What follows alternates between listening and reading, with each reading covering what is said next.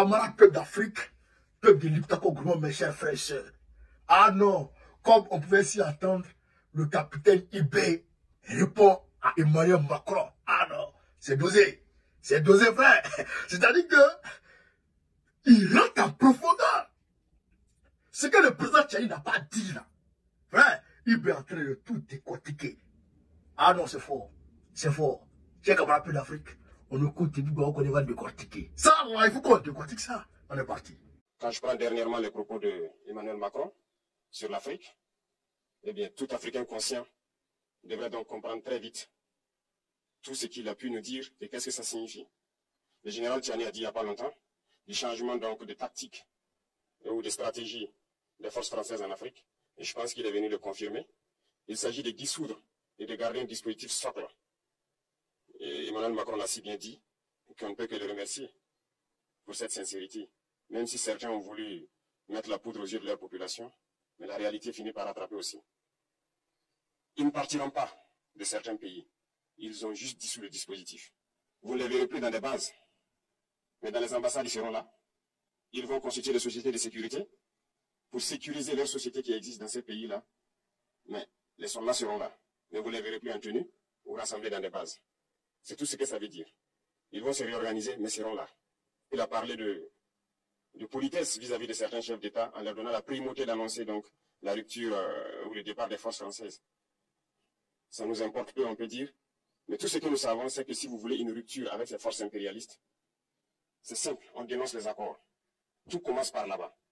Et je pense que l'exemple du Tchad, en tout cas, est palpable. Ils ont commencé par dénoncer les accords.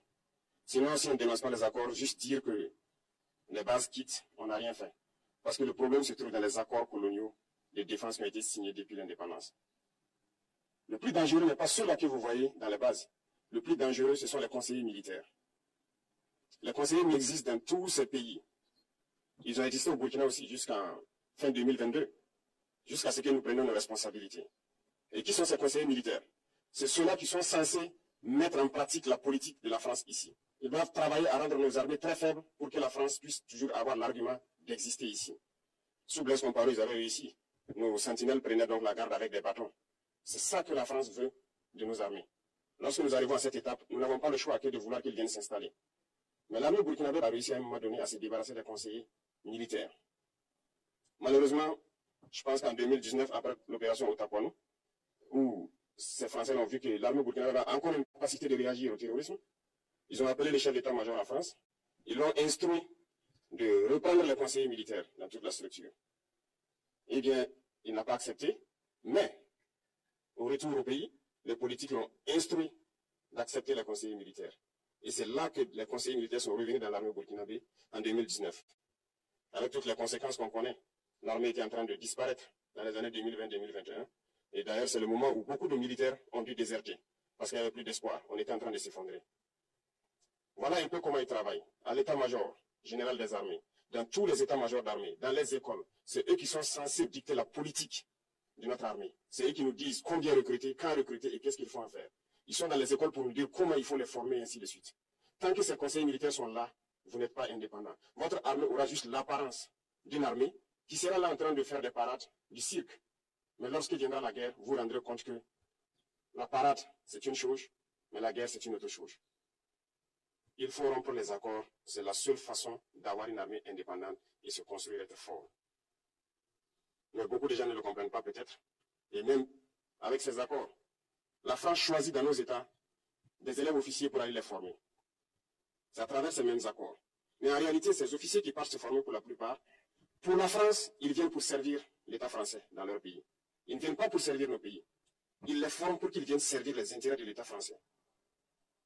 J'en veux pour preuve. Lorsque nous nous sommes révoltés, beaucoup d'officiers qui ont été formés en France ont été immédiatement contactés pour leur dire que c'est le moment de se mettre en action parce qu'ils avaient été formés pour ça, pour servir les intérêts de la France. La plupart de ces officiers nous ont rendu compte, nous avons pris acte et nous continuons de suivre.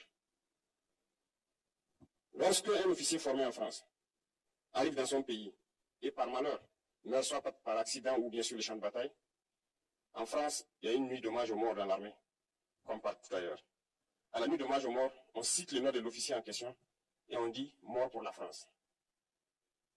Il ne le forme pas pour servir son pays, il le forme pour servir leur État. Et dans beaucoup d'États africains, il y en a plein de ces officiers. Combien sont patriotes, Dieu le sait. C'est une leçon que Emmanuel Macron a donnée encore au chef d'État africain, de se rattraper et de pouvoir vraiment mener cette lutte contre l'impérialisme. Mais en plus de ça, il a aussi insulté tous les Africains dans ses propos. Il y a une partie qui a retenu mon attention, là où il parlait d'ingratitude, et que l'ingratitude est une maladie non transmissible aux humains. Lui, il est humain, notre ingratitude n'est pas transmissible à lui. Voilà comment ce monsieur voit l'Afrique, voit les Africains. Nous ne sommes pas des humains à ses yeux. Peut-être que c'est lui qui n'est pas humain, il ne se met pas dans la classe des humains. Mais s'il y a bien un ingrat, c'est bien lui. Je pense que s'il n'est pas athée et qu'il prie, à chaque matin qu'il se réveille et qu'il prie, il devrait aussi prier les Africains. Parce que c'est grâce à nos ancêtres qu'il existe aujourd'hui une France. Il devrait nous prier. À ses yeux, nous ne devons pas être des humains, nous sommes plus que des humains. Ce sont des messages très forts qu'il passe. Moi, je pleure le peuple français. Mais quand même, il est bien pour l'Afrique. Il est un mal nécessaire pour nous. Ceux qui veulent se réveiller, se réveillent. Ceux qui ne veulent pas se réveiller, comme on le dit, on ne peut pas réveiller quelqu'un qui ne dort pas. Les Africains doivent se réveiller. Nous devons travailler à être indépendants, à faire au moins que le peuple connaisse le bonheur. Et la lutte contre l'impérialisme, c'est ça. Il faut décoloniser les mentalités, prendre en compte toutes ces données-là, parce que le monde nous donne tellement d'exemples à voir. Pour eux, il n'y a pas de morale. Ils peuvent vous désigner aujourd'hui terroriste, mais demain, vous êtes un héros, par leur simple bouche. Ils décident de ce qu'ils font. Ils parlent de démocratie, mais ils se font eux-mêmes des coups d'État constitutionnels entre eux. Ils parlent des droits de l'homme, mais ils déciment des populations ailleurs. L'Africain doit se réveiller, l'Afrique doit se réveiller. Et le combat contre l'impérialisme est permanent. Et je vous invite à incorporer ce combat, à travailler en sorte que nous soyons réellement indépendants, que nous soyons autosuffisants et que nous puissions nous développer, connaître le bonheur, ce à quoi notre peuple aspire. Merci, je vous souhaite une... Ouais. Hey! Macron a croisé garçon. Il a croisé garçon. Frère, vous venez d'écouter le capitaine Ibrahim Traoré. Je savais que le gars n'allait pas laisser ça là. Non, je savais. Je connais ce monsieur. Je connais son tempérament. Il sait que lui là, sale, wara de Macron là, mana de Macron là, il ne va pas laisser ça passer. Attends-toi, fais. Attends-toi. J'attendais cette réponse. Et comme il était lundi, et comme il avait monté de couleur, et donc je sais que lui, il va en profiter pour frapper. Donc il a profité de la frappe. Il a vu la vidéo hier. On m'a envoyé la vidéo depuis hier. Il y a une aussi, il répond maintenant, il était fatigué, il venait de Marseille. On allait installer une section, et puis là, c'est là-bas, tout ça, il était bras. Donc, il rentre, il écoute. On a la musique dans mon oreille. On a la musique dans mon oreille, frère. J'écoute, je réécoute. C'est-à-dire que, non, franchement, ouais, l'Afrique a gagné garçon. On est fiers du Capi. On est fiers du président Tchani. On est fiers du président Assimi Goïta, général les 5 étoiles. On est fiers, chers camarades d'Afrique. Les sentinelles du Burkina Faso prenaient la garde avec les bâtons à cause des conseillers militaires français au sein du dispositif militaire du Burkina Faso. Et ils ont beaucoup en Afrique. C'est la gangrène du dispositif militaire. C'est pourquoi vous avez entendu que la Côte d'Ivoire s'apprête à rendre les hélicos qu'elle empruntait à la France. Qu'elle louait à la France. Vous avez entendu ça, non? D'accord. Je vous ai dit qu'il y a quelques mois de cela que la Côte d'Ivoire a commandé des hélicos avec Israël. Israël a pris l'argent là. Et les hélicoptères là, ils n'ont pas encore livré à Libye. Des milliards à Libye. Ils n'ont pas encore livré les hélicoptères que la Côte d'Ivoire a commandé avec Israël. Tout le jeton a été payé, ils n'ont pas livré. Qui est derrière? La France. C'est ce que le capitaine a dit. Il travaille à ce que vous là, vous ne soyez pas une armée. Mais imagine, les sentinelles, quand il y a les sentinelles là, ceux qui montent la garde, quand il y a un trou comme ça, quand vous êtes peut-être campé quelque part, hein, ceux qui doivent guetter, pour surveiller, pour voir si l'ennemi arrive ou pas là, eux, ils prennent la garde avec des bâtons.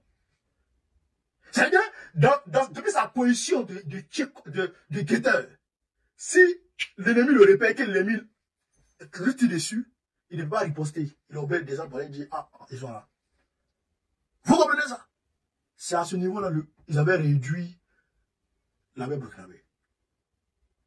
Vous comprenez? Et j'ai aimé sa réponse à Macron quand Macron a dit que nous sommes ingrats et que les gratuits ne se transmettent pas aux humains.